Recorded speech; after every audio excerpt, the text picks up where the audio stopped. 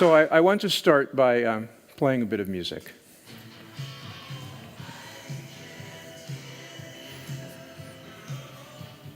And you can all hear that, I imagine. And now I want you to look at something. If you look at the logo, can you see the second H? You see it now? The black one. Yeah. So, yeah, okay. Gold star. So the reason I wanted you to see that is that you need to change your perception in order to see the second H. And so in the next half hour, what I hope to do is to change your perception about hearing loss as well. And Peter Leinders was talking about the difference or the similarities between innovation and invention. And in the patent office, we are called an invention. But in business, we're called an innovation. And so this pair between what you have created and what you do with it is really important. And when you study art, you learn that on the one hand, you have the idea, you have the concept, and on the other hand, you have the execution, which is what you see. And you can have a wonderfully brilliant idea and a terrible execution. And you can have, okay, invention or idea and a wonderful execution. Works both ways. I want to show you the man in the photo, Dr. Joe Miller. Joe. Diane Prieskorn is on Joe's right, and Susan DeReimer is at the microscope. I don't know the postdoctoral fellow who's at the behind, but I know that she must be really smart to be on that team. Joe Miller was a rock star biochemist and an auditory neuroscientist at the University of Michigan Medical School in Ann Arbor. Okay. Ann Arbor is a university town of about 120,000 people. It's about a 1-hour flight east of Chicago and an equal flight west of Toronto, Canada. And starting in 1986, Joe Miller devoted his entire career to investigating the root cause of hearing loss. And he led the field in a completely new direction. And I had the privilege of working with him nearly every day for the last decade. He was my good friend. Sadly, he died earlier this year. But the story I'm about to tell you is our story, and it's Joe's legacy.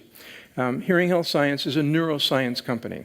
So we're not a pharmaceutical company, and we're not in the hearing regeneration business, although I know that everyone wants us to be in that business. And we can talk about that later. Our mission is simple. Our mission is to keep hearing cells happy, healthy, and alive. So how many cells are we talking about? That many. 37 billion cells in your body. So you're born with a total of about 40,000 auditory sensory cells. That's about 20,000 in each ear. These are called the hair cells because on the top of those little cells are these organelles that stick up and look like you had a bad hair day. They're just standing straight up. And their job is to turn the sound waves that are in the air around us right now into signals that the brain is then construing as signal. So there are also bundles of about 20 nerve cells that are connected to every hearing cell. So you have this hearing cell with these organelles sticking up on top, and then connected to them is a bundle of auditory nerve cells. And the auditory nerve cells are carrying that signal from the hair cells into the brain. So the total is about 800,000 cells. And all these cells are in the inner ear, which is it's in the cochlea, which is about half the size of the fingernail on your small finger. So it's small. So we're concerned about the health and happiness of about 2/millionths of 1% of all the cells in your body. And Joe started this journey more than 3 decades ago, and I want to explain it to you. So I met Joe in 2005. Incidentally, I've never told this story to anyone except a few close friends. So this is sort of interesting for me, and I'll be curious to see how you respond to it. So our spouses introduced us. They volunteered together to produce the annual charity auction at our children's school. And Joe and I had something in common, and I'll let you guess what it was. So we met. And this party, actually, was happening just as Joe's lab was celebrating what we would call in America a eureka moment. Wow. They had solved a problem that Joe had been working on for 2 decades. And I'm going to get to that in a few moments. But first, I want to use a few more numbers to summarize the problem that Joe and his lab team were trying to solve. So, today, about 1.2 billion people on the planet suffer hearing loss to some degree. That's about 17% of the world population. Hearing loss is profound for about 1/3 to 1/4 of those people. So somewhere between 300 million and 400 million people are either profoundly hearing impaired or seriously hearing impaired.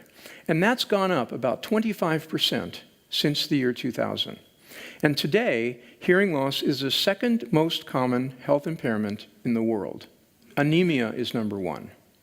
And those two are the impairments that will not necessarily kill you. They're not fatal, but they will definitely disable you.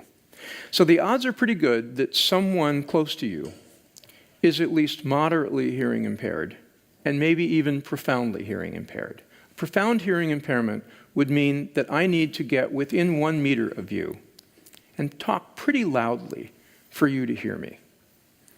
Now, there's 4 reasons for this. First, the population is migrating to cities. More than half the world population of about 7.6 billion now live in cities, and cities are loud. Second, we're relying on technologies for manufacturing and construction and transportation, and many of these technologies are noisy. And third, digital technologies are making entertainment louder. That's of very serious interest to us. Personal listening devices, we all have phones, and amplified music play louder without distortion. You can now turn the volume all the way up, and the music is clean. So life is loud, and many of us like it that way. The final point is the one you wouldn't expect. Farming is now agribusiness. Mass production of food and food products continues reducing the inherent nutritional quality of what we eat. So nutritional supplements have to be added back in.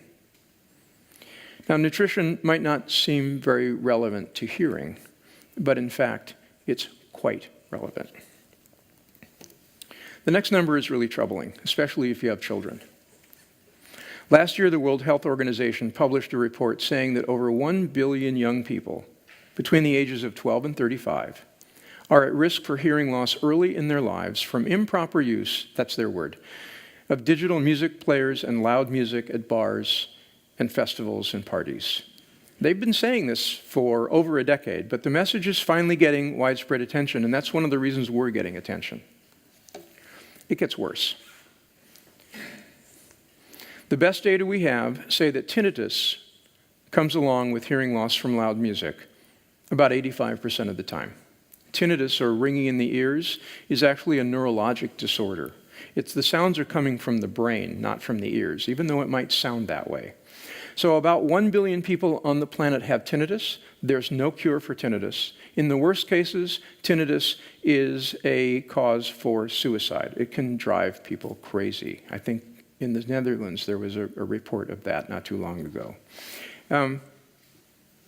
Unfortunately, it gets even worse.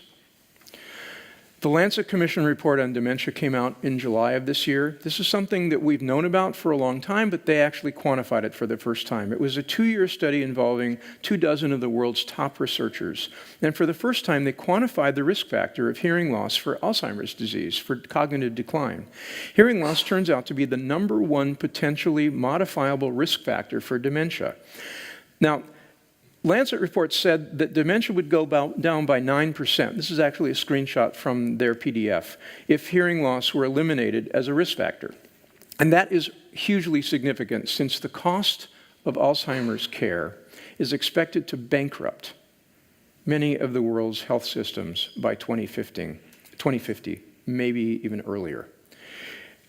So we believe that we offer the best way to modify that risk factor and reduce the risk of tinnitus, and it's called ACE-MAG. And ACE-MAG is significant for hearing preservation for a couple of reasons, and I'd like to explain it. So that's what it is. Now, there are three things that were known in 1986 when Joe Miller started the research that resulted in ACE-MAG.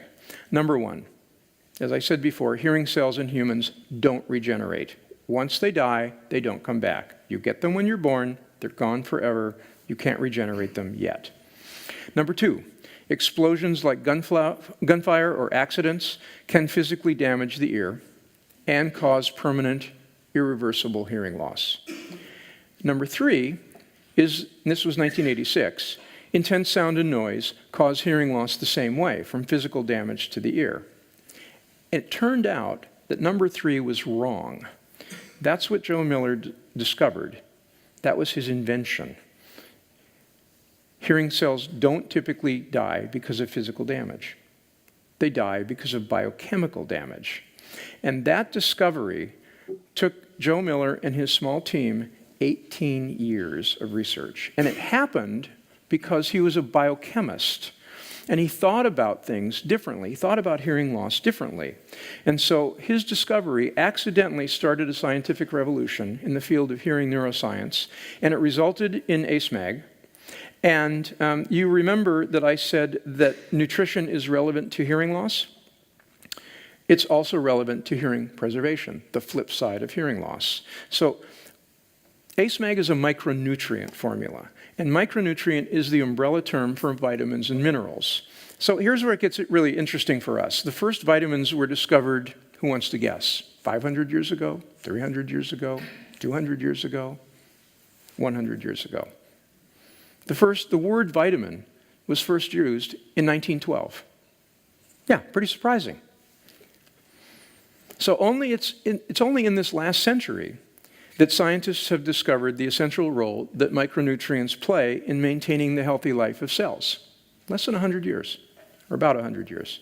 Now, our understanding of the complex connections among nutrition and metabolism and health is constantly evolving. This is young science. This is not settled science at all. We know, for example, that lack of certain vitamins and minerals creates metabolic stress and nutritional deficiency disorders. Here's a list. Scurvy is caused by a lack of vitamin C. Rickets is caused by primarily a lack of vitamin D. Night blindness is caused by a lack of vitamin A. Very big problem in Africa. Pellagra is caused by a lack of vitamin B3. Beriberi is caused by a lack of vitamin B1. Now, if you haven't heard of any of these, it's probably because they've either been eliminated, like scurvy, or they're treated by nutritional supplementation, or they don't affect people in high-income countries. Most people today know that micronutrients are good for your health. They use vitamin supplements in addition to their normal diet in order to preserve and promote their health. But most people don't know the essential role that micronutrients play in preserving your hearing health. And that's what we're doing. We're changing that. So it's fair to think, and this is pretty important to remember, that hearing loss, especially hearing loss caused by exposure to intense sound and noise, is a nutritional deficiency disorder. In other words, it's a lack of nutrition in the cells. The cells are damaged and they die from restricted inner ear blood flow, triggered by excess inner ear free radicals. It gets a little technical here. Free radicals are highly reactive oxygen molecules, and they form in the cell mitochondria during metabolism. Metabolism is done in the mitochondria. That's the power plant of the cell. That's what's keeping us all alive right now. Our cells are creating energy in the mitochondria.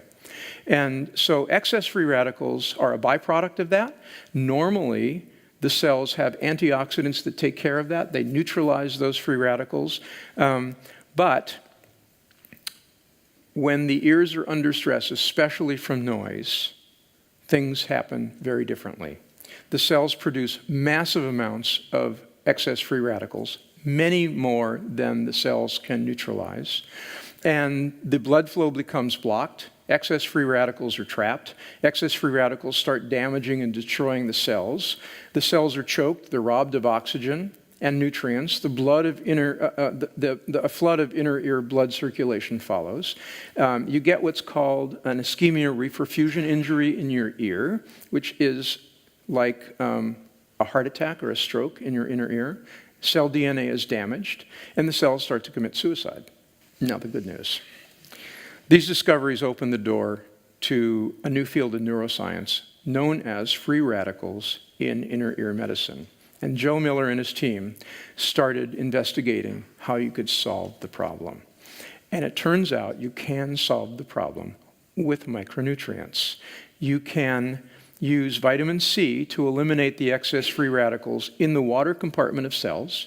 You can use vitamin E to eliminate it in the fat compartment of cells. And then you can use vitamin A to eliminate it wherever the free radicals have collected in either compartment and have gotten away. And then you can use magnesium to make sure that the blood flows naturally and normally. So the astonishing finding that happened before we poured all that wine was that the ACE-MAG formula provided a protection of 30 decibels in preclinical tests. And these preclinical tests have been replicated in leading labs around the world. And I'll tell you a little bit later what 30 dB is. So what they had done is they had discovered a natural biologic micronutrient formula that maintains normal hearing function when ears are under stress from environmental noise. So it's as potent as any future drug is likely to be. It's safe. Now the question is, what's next? So in 2010, after about 25 years of research, Joe and I founded Hearing Health Science at the medical school. We call ourselves HHS. And our job was really simple. Take the invention and innovate. Bring it into the world. So this is called translational medicine. And we started down that path. It's a path primarily used for drug development. We all pretty much know this when you think about pharmaceuticals. Pharmaceuticals are man-made. You actually make them up. And then what you need to do is to introduce them into an organism and see if you can actually get them to do what you think they would do on a lab bench. So these are done by biotechs and pharmaceutical companies, and they're drugs designed to invoke certain immune system responses and help the body combat disease. That's what they're for. But drugs also induce what we would call side effects, but what physicians call effects. The things you want and the things you don't want. The things you don't want are side effects, but to physicians, they're simply effects. So you have to be very careful to dose carefully and to monitor side effects. And so you have to have a prescription. But ACE-MAG isn't a drug. Don't forget that. So what we did was we used the same process of drug discovery and development to bring ACE-MAG to market. And the reason is we had government funding that requires this process to be used if you put anything into a human. So we got a new drug allowance in 2011 from the Food and Drug Administration. We got our first patent in 2011, and now we have 8 patents with 1 more on the way. Very, very unusual to be able to patent a micronutrient formula. And then in 2012, we got a €5 million grant from the European Commission, and I moved to Amsterdam. And in 2015, we got a drug certification for clinical trials in Europe. And we've, in the last 7 years, attracted about €3 million in financing from angel investors who believe in what we're doing and how we're doing it. And today, ACE-MAG is the world leader in hearing preservation translational research using micronutrients. We're the world leader in issued patents, And we're the first product in the market to respond to this unmet need. And here's what it looks like. And I'm going to try and give you a sense of the atmosphere around this because it is definitely not geeky. It's positioned to appeal to 12 to 35-year-olds. And there might be some people in the room who are in that age range, but most of us aren't. So we're in the market in Amsterdam, bringing this to market as sound bites. As of July, it's available at 500 ATO stores throughout the Netherlands. We can ship anywhere in the world from Netherlands. And right now, there's a team of 10 people at the Amsterdam Dance event working the floor and bringing in pros and music fans to announce this to the dance scene. And what we're doing is running pilot phase real-world evidence studies on music fans and on pros. So articles ran in Vice and on Motherboard, and then FD ran a story, and on Wednesday we were featured on the RTL Evening News. We've become sort of controversial, which is fine. We started a discussion about this new alternative because today there's 3 ways to protect your hearing, and we all know what they are. Turn the music down. All of us have parents, and all of us were told, turn the music down, you're breaking my eardrums. Remember, you can't break your eardrums with sound. Not possible. So, you can also avoid exposure. Who wants to do that? And you can use earplugs. And very few people do that. And the reason is very simple. You want to be able to hear the music.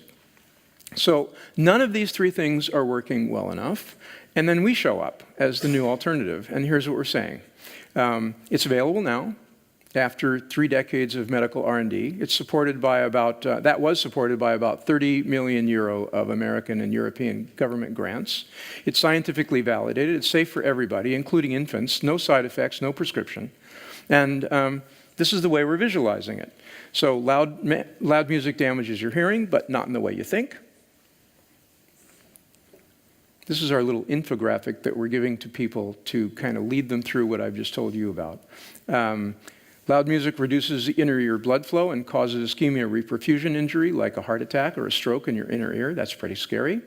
Hearing cells die and they don't come back. And when they don't come back, you experience that as hearing loss. And then we explain antioxidants and free radicals, which is a bit geeky. But now I think I want to show you what 30 decibels means, because the decibel scale is a log scale, which means that for every 3 to 5 decibels of increase, the amount of energy that it takes your ears to resolve that doubles.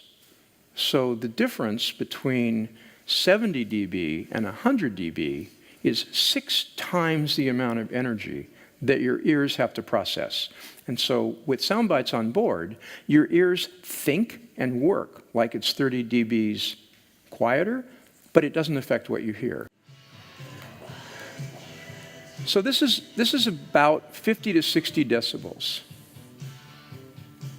Okay. Now raise it. Keep going.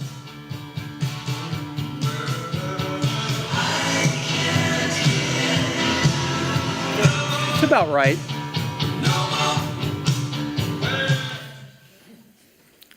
Now, keep in mind, if you've ever been to a dance club, that's like 10 at night. I mean, that's nothing, right? It gets to be much louder.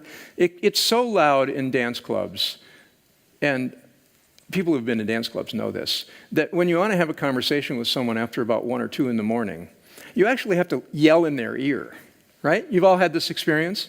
And then if you really want to have a conversation, you go somewhere else. You cannot talk to someone in these environments. And this is the new global music platform. It's replaced rock music because it's club music. So that's where we're focused. And so this is what we're bringing.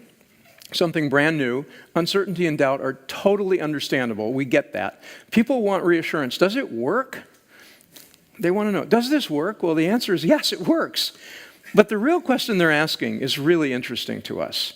Will it work for me, right? That's what people want to know. Will this work for me? And now you and us and the world can find out. We can help each other. And here's how we're going to do it. This is where the innovation hits the invention big time. So we live in this time of exponential and scale-free networks. There's an exponential network. That's a scale-free network. And we are now a digital company. And so we're using both these networks. And I'm not going to explain the difference to you, but maybe you've heard of Metcalfe's law from about 1980. It was named for Robert Metcalfe. Metcalfe's law says that the power of telecommunications as a network expands to the square of those connected to it. That's the telephone system. And in 1993, George Gilder came along and he applied the law to the connected internet devices. Remember the internet. And now mobile devices are expanding that law even further. So the question that we're asking here is, what if we could apply Metcalfe's law to the study of hearing? How would we do that? Well, we know that there are about 3.5 billion people aged 12 and up on the planet. And each of them has 40,000 hearing cells, right? So what if we could measure the collective health of those 140 trillion cells over time? What if we could do that? And that's what we're going to do. So we're doing what are called scale-free N-of-1 studies of sound bites. So we're going to adapt the research program from clinical research to what's called real-world evidence studies. And this is an evolution in pharmacologics and in clinical studies that's going on in Europe and in the United States.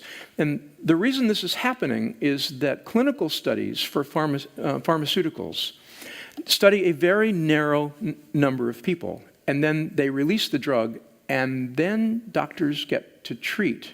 And sometimes when they treat, the immune system in humans does things that have never been seen before. And so things really don't work as well, or they work differently than the drug companies thought. So now the governments are saying, wait a minute, I think we need more information here. So let's do real-world evidence. So we're the first people in the world who can do this. And we're going to do it on people's phones. So you can get sound bites tonight. And this is what I wanted to do here at the close, but you may have to do this yourself. So we're running two different kinds of programs. One program is with pros. So we're giving music pros a box for a month. And we give them this letter and this brochure. And I have some for people. And we're telling them, use it free for a month. See if it makes a difference. Because these people are really in noise a lot. And then think about joining real-world studies, and we tell them how to move through that process. And then, if you want to go to, if you have tickets to the Into the Woods Festival tonight, you can actually get on a ferry that's called the Soundbite Sessions, and you can actually go to a club with a DJ on board, and you can get our pills for free before you go, so you can test them. And we'll give you 4, 2 for tonight and 2 for tomorrow. Mm-hmm. And our goal is to get 1,000 people to know about us through that too. And when you get on board, you will see it's really wild. We hired stylists, we have costumes. It is really something. And so the idea is to say, hey, this is new. We're not as geeky as you think we are. And we're going to join you and try and help you understand how well this works for you. The other thing I want to say is that we have special versions of ACE-MAG that are available to physicians who are treating infants, newborns, and children suffering hearing loss from certain genetic mutations, cytomegalovirus, or the hearing side effect of aminoglycoside antibiotics. Don't worry, you don't need to know what those are. Those are hearing loss, types of hearing loss that are also caused by excess free radicals. If you have a child with hearing loss, please come see me. I can tell you about this. The other thing that's really important to us is that ACE-MAG is science in the public interest. The citizens in the US and Europe paid for this science, so now it's payback time. So here's what we're going to do. For everyone who buys this product who can afford to buy it, and it's about €35 a month or €4 for 2 days, we're going to donate the same amount to someone in a rising economy who is 9 times more likely to have this problem than someone in a rich country, so that they can access it and afford it. So you notice this guy is using a grinder, and you can see he's not using any hearing protection, and that's pretty standard. And that's our message. So thank you very much. Much appreciated.